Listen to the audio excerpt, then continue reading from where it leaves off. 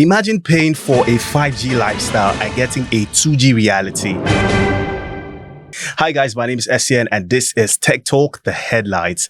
Now, the federal government has said we've had it up to here and we're taking it no more. You either fix it or fold. On Sunday, May 10th, 2026, the Minister for Communications, Innovations and Digital Economy, Dr. Bosun Tijani, issued a stern warning to the Big Four. Now, you might be wondering, who are these Big Four? We're talking about MTN, Airtel, Glo and 9mobile, telling them to fix it or they fold. Now, here are the reasons. There have been a lot of complaints lately coming from the subscribers of these telecoms companies saying that there's a lot of dropped calls as well as no network prompt and ghost data consumption. So the government is stepping in to say that telecom companies or this telco should actually fix this issue or they pack their bags. Now, you might be wondering what is the case or what might be the issue for this. And the telecom companies are actually telling us that the reason why this is happening is because they've been experiencing a hike in diesel prices as well as fiber optic vandalism. Now, recently, the Nigerian Communications Commission, the NCC, has come to say, oh yeah, we hear what you're saying and we are going to be breaching this gap.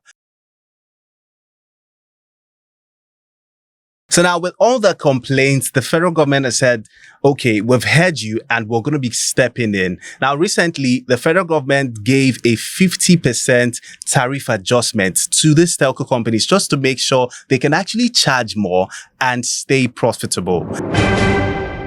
Now, let's do the math. Recently, the NCC allowed a tariff hike that allowed these telco companies recover over $1.5 billion. That's over 2 trillion naira in Nigerian money.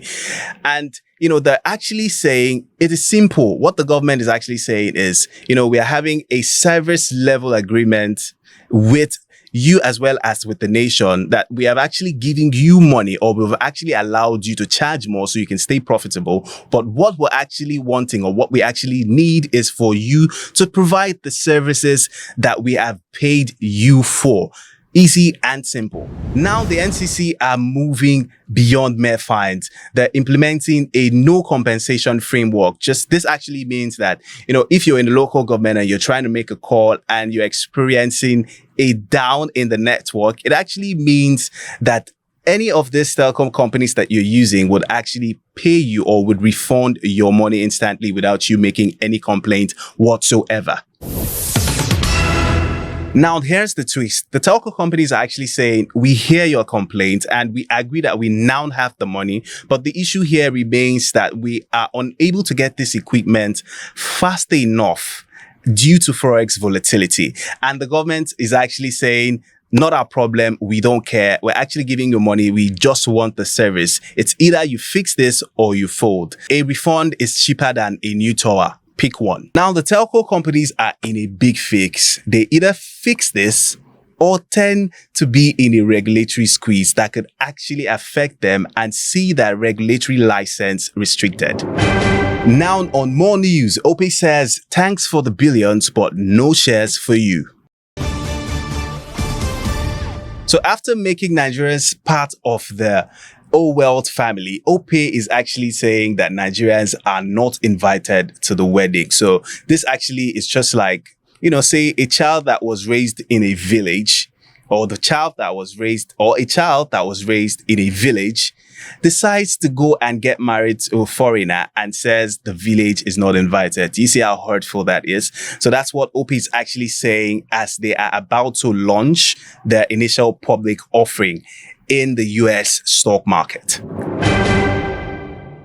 So the tech giant that saved Nigeria during the 2023 and 2024 cash crunch is about to launch their initial public offering, and they are shoving Nigerians to the side, or actually saying you're not good enough or you're not tech savvy enough or intelligent enough to be part of the members of the boardroom. So no shares for you. Now, in early 2026, report has it that OPay has hired Citigroup, Deutsche Bank, and JP Morgan Chase to lead their initial public offering. and they're looking to launch at the US stock market and looking at a $4 billion valuation. And you know what is the twist here? Nigerians are not in the mix because there's no dual listing in the Nigerian stock market.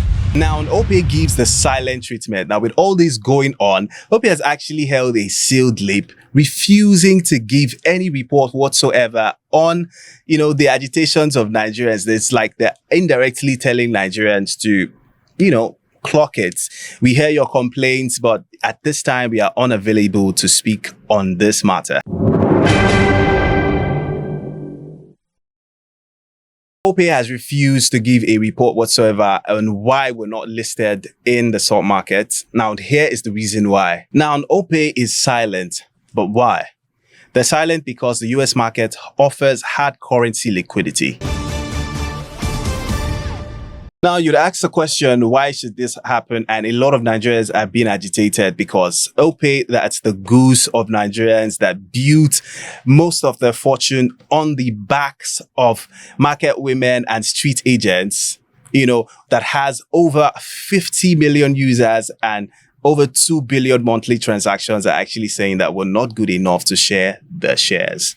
Now, you would agree with me if I say Nigeria is the golden goose for OPay, because a tech company that actually has over 50 million users, as well as they have over 12 billion transactions monthly. And they built this on the backs of market women and street agents, are actually telling Nigerians that they are not good enough to share their shares. So with OPay choosing Wall Street over Broad Street, they're actually saying that, Nigeria's wallet is good enough to grow their company, but our investors are not savvy enough, or if you'd say they're not intelligent enough to be in the decision making or in the boardroom where the real deal happens. Now, here's the backlash.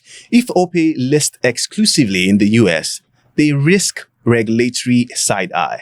Now, this means that Nigeria may push for local participation rules, the same that was done for MTN years ago. So while you were sleeping, Nigeria signed the deal to stop being a dumping ground for petrol guzzling second-hand cars.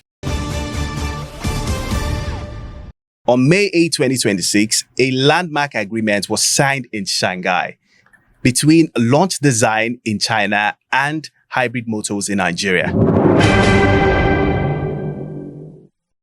They're building two massive electronic vehicle manufacturing plants in Lagos and Abuja. That's Lekki, Epe, and Abuja. It isn't just assembling, it's a large-scale production of a brand called Aisley.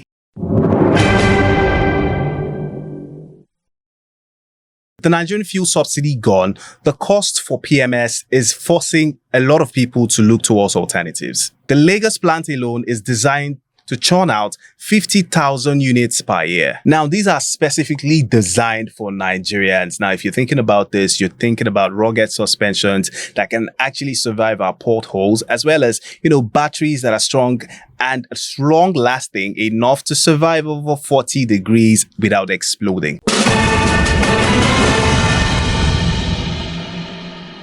Now, I would actually call this the Tesla of Africa moment, because if this is actually successful, it actually would create 10,000 jobs or over 10,000 jobs, and will actually force the government to work on our failing national grid. Think about it. You can't drive an EV if you don't charge. Now, I'm actually thinking about the chaos that might cause, with a lot of cars, parked on the road because of they lost power and, there's just a jam pack. We're going to be facing something different, from a regular hold up or regular queuing for fuel.